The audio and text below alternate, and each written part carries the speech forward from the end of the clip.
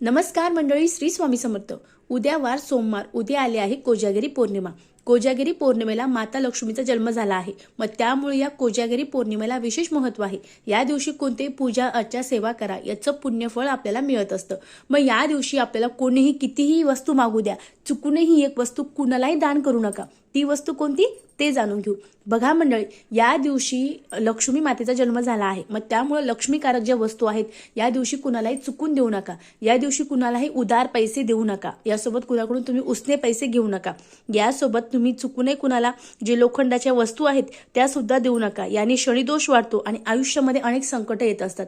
यासोबत दही सुद्धा लक्ष्मीकारक आहे। त्यामुळे या दिवशी चुकूनही कुणाला दही मागितलं किंवा विरजन मागितलं तर थोडंही दही त्यांना देऊ नका। त्यांना सांगा दुकानातून आणा, पैसे घेऊन तुम्ही आणू शकतात।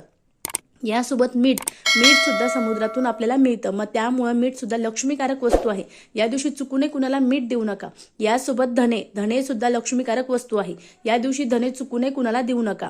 हळद माता लक्ष्मीला अतिशय प्रिय आहे। माता लक्ष्मीला आपल्या घरामध्ये आकर्षित करत असते। मग त्या दिवशी चुकूनही तुम्हाला जी हळद आहे ती कुणालाही द्यायची नाही। अशा साध्या आणि सोप्या गोष्टी आहेत, तुम्हाला या दिवशी कुणालाही द्यायच्या नाही। तांदूळ सुद्धा या दिवशी कुणालाही देऊ नका। अतिशय साध्या आणि सोप्या गोष्टी होत्या। व्हिडिओ कसा वाटला? व्हिडिओ आवडला असेल तर चॅनल लाईक करा। श्री स्वामी समर्थ। धन्यवाद।